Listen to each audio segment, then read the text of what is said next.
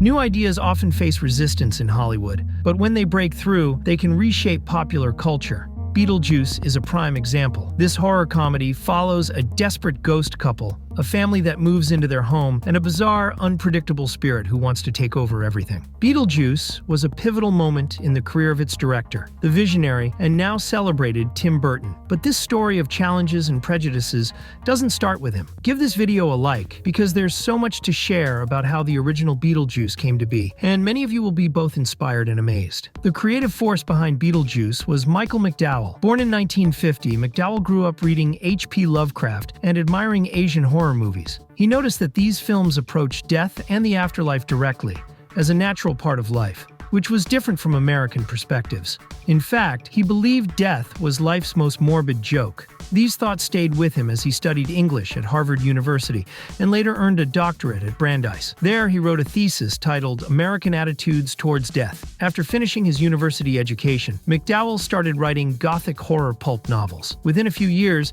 he became well known, and even Stephen King praised him as the best horror author of the time. In the mid-1980s, McDowell started writing television scripts and moved to Los Angeles. He quickly met Larry Wilson, a young executive who had recently left Paramount to start his own company, Pecos Productions, with his partner Michael Bender. McDowell sold Wilson the rights to some of his novels, but instead of adapting them, Wilson saw an opportunity to collaborate on new creative projects together. The first script they wrote together was The Jar, an episode for the updated Alfred Hitchcock Presents series. It was directed by Tim Burton, but we're still a ways away from getting to him. Despite their positive experience, McDowell and Wilson wanted to create a screenplay for the big screen. They noticed that audiences were drawn to films like Poltergeist and Ghostbusters. The supernatural had a special appeal, and McDowell also remained interested in these topics. Coming up with a new idea wasn't simple. McDowell lived in Medford, Massachusetts, with his partner, historian Lawrence Senelik. One day, while relaxing and brainstorming, they heard noises from outside. It turned out to be their noisy neighbors. The commotion could have disrupted their thoughts, but instead, it inspired them. Senelik asked McDowell what would happen if the ghosts were nice, and the new homeowners were terrible. McDowell was excited by the idea. It was a unique twist on the typical haunted house story. He shared it with Wilson, who was also enthusiastic. Back in Los Angeles, they began working on the first draft of Beetlejuice. This first version of the script began with Adam and Barbara Maitland, a young married couple who die in a car accident and become ghosts in their own home. Things get worse when the Dietzes, a typical American family, move in. The adults have terrible taste, and they have 2 daughters. To get rid of the Dietzes, the Maitlands call on Beetlejuice, a winged demon who takes the appearance of a Chinese man. Saying his name 3 times summons him. But Beetlejuice turns out to be a dangerous monster who kills both ghosts and humans. McDowell and Wilson knew their script was different, but they were optimistic. Using his connections, Wilson pitched the material to a senior executive at Universal, whose name has never been made public. A few days later, the screenwriter was invited to meet the executive in their office. Wilson saw this as a positive sign. But when he arrived, the executive asked him, "What are you doing with your career?" and added, "You're becoming a great executive. You have a knack for finding good material. Why are you going to waste your talent on this?" After hearing such discouraging words, Wilson and McDowell could have given up, but they were determined to fight for their script. At the time, Wilson was teaching at UCLA. There, he met Marjorie Lewis, a young executive at Geffen Film Company, a production company founded by music industry mogul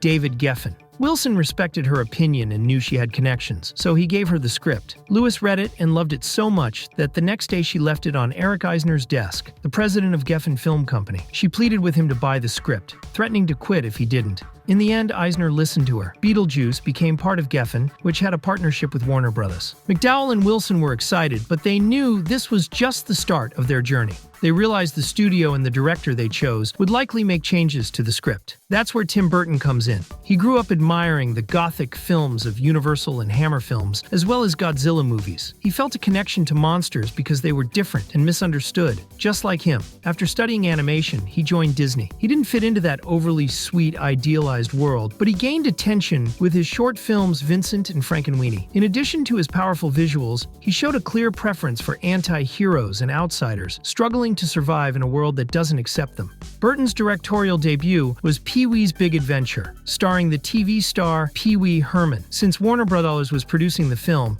Burton was a frequent visitor to their offices. There, he discovered the Beetlejuice script. After reading it, he said it was something he could have written and wanted to be the director. McDowell and Wilson were excited about Burton, who was in his 20s and hadn't been influenced by Hollywood yet.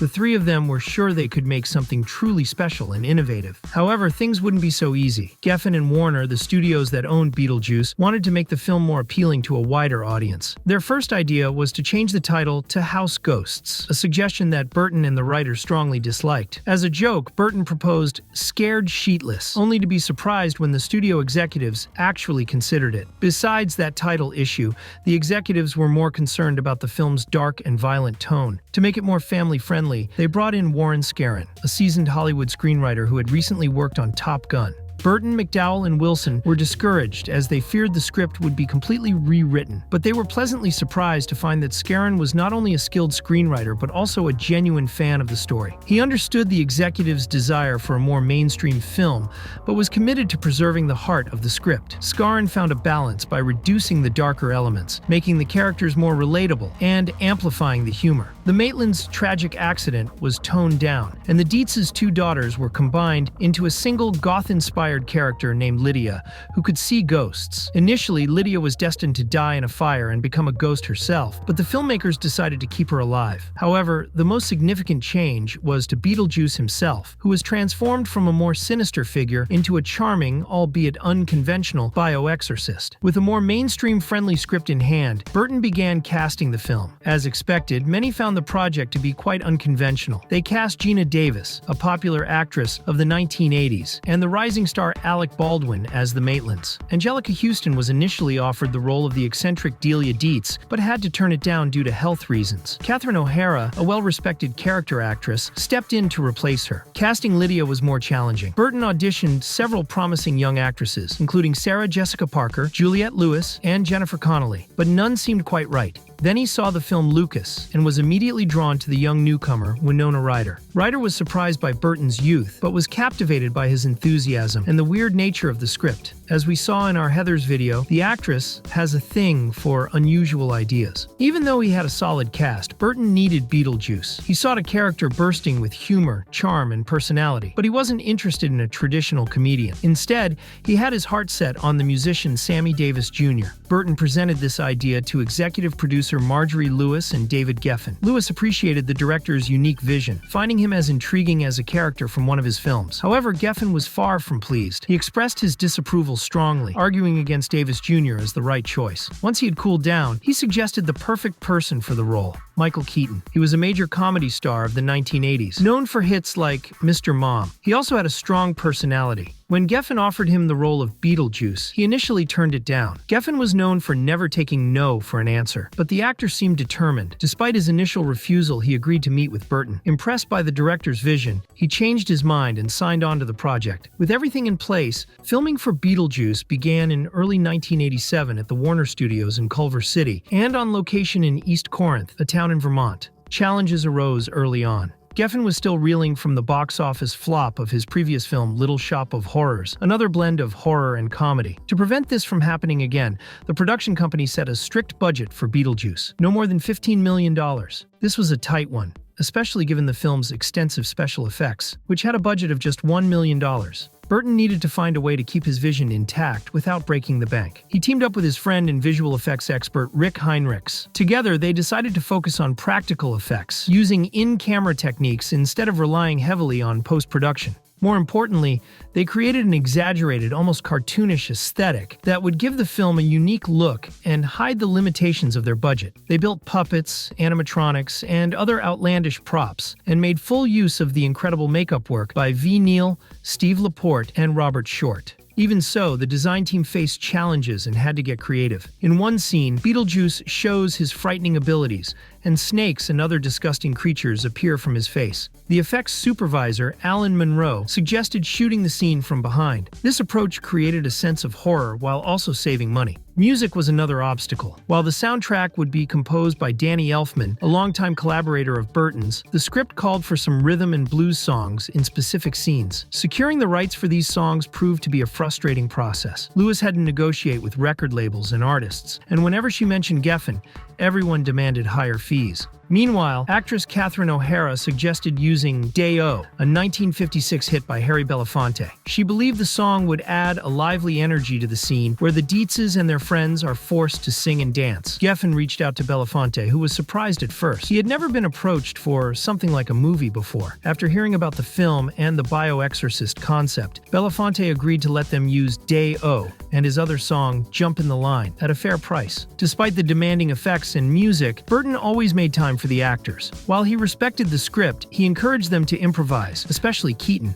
Keaton had complete freedom to experiment on set and bring Beetlejuice to life in a truly wild and unpredictable way. After long days of 13 to 14 hours, the actor would be exhausted but exhilarated. He found the experience incredibly rewarding. By mid-1987, filming for Beetlejuice was wrapped up. Burton took advantage of post-production to add a stop-motion animated sequence featuring giant worms crawling around the Maitland house. Warner executives were impressed with Burton's work and offered him an exciting opportunity: directing the first Batman movie. Burton was intrigued, but negotiations had to wait. Beetlejuice needed to be released first and perform well at the box office. Within a few months, the director had a rough cut ready. Geffen and other executives were pleased. However, the film still needed to be tested with audiences to get their feedback and make any necessary changes. And that's when new problems arose. Early viewers struggled to understand the tone, and some scenes were too confusing. One particularly confusing scene showed the Maitlands trying to leave their house, only to be confronted by giant gears. Burton decided to cut that scene and others, and added a humorous ending for Beetlejuice in a waiting room. With everything in place, Beetlejuice opened in theaters on March 30th, 1988. Burton and the screenwriters were confident in their creation. Geffen and Warner were more cautious, as supernatural comedies typically didn't draw big crowds, and this one was quite unconventional. However, The Bioexorcist captured the world's attention, and the film grossed a remarkable $74 million. Critics praised Burton and the screenwriters for their humor and creativity. The following year, Beetlejuice won the Oscar for Best Makeup. Additionally, the film inspired a Broadway musical and an animated series featuring Beetlejuice and Lydia, which became a hit among young audiences at that time. Most importantly, the film launched the careers of its creators. Burton went on to direct Batman and other successful films, becoming a beloved filmmaker. In the Batman movie, he reunited with screenwriter Warren Scarron, who sadly passed away from cancer in 1990. McDowell also worked with Burton again on The Nightmare Before Christmas's script. He passed away in 1999 after a long battle with AIDS. As for Michael Keaton and Winona Ryder, they both became major stars. Beetlejuice was never forgotten by fans or its creators. Before he passed away, Scarron completed a script for a potential sequel titled Beetlejuice in Love. In the 1990s, Burton commissioned another script, Beetlejuice Goes Hawaiian, but it never went into production. After years of setbacks, the director finally made Beetlejuice. In this sequel, Keaton, Ryder, and O'Hara reprise their roles, and Jenna Ortega joins as Astrid, Lydia's daughter. Beetlejuice was the product of creative minds who had to fight for their vision. However, they also benefited from executives who were willing to take risks. The film struck a balance between artistic expression and commercial appeal, launching careers and introducing us to unforgettable characters and over-the-top settings. When it comes to cult films, it's common to hear film critics and audiences agree that some of these movies couldn't be made today. But Heathers not only exemplifies this sad reality, it goes even further.